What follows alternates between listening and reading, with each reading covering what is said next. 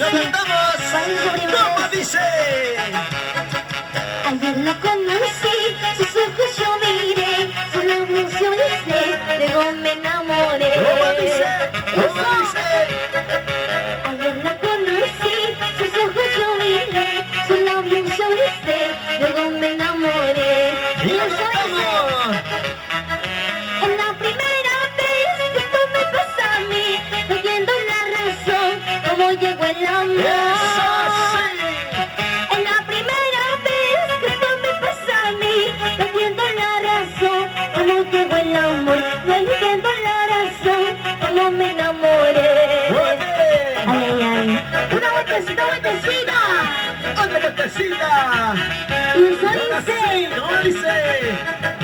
Dicen que el amor a primera vista a veces es bueno, a veces es malo. ¿Sí o ¿Cómo dice? no? ¿Cómo dice?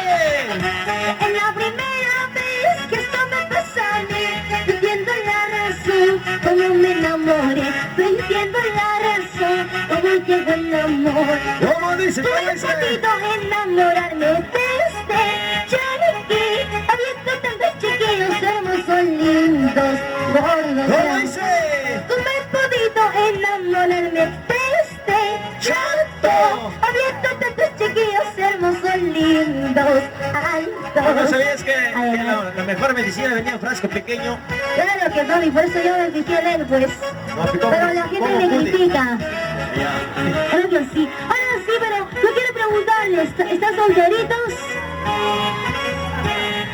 Estamos casados los dos ya. Ami está pisado, dice. ¿Cómo dice? Soy soltera, hago lo que quiero. Soy soltera, hago lo que quiero.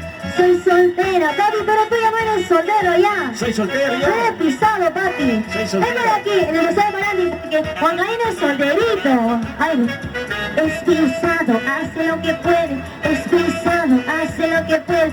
Es pisado, ya no se le para, papi. ¿Cómo sabes tú que si no se me para? Ya no se le para el corazón, mi papi. Por eso, ve, no sé. Claro, pues, ahora sonó Sí, sí. Juan Pisa, zapateadito, zapateadito, zapateadito. Papi, ¿dónde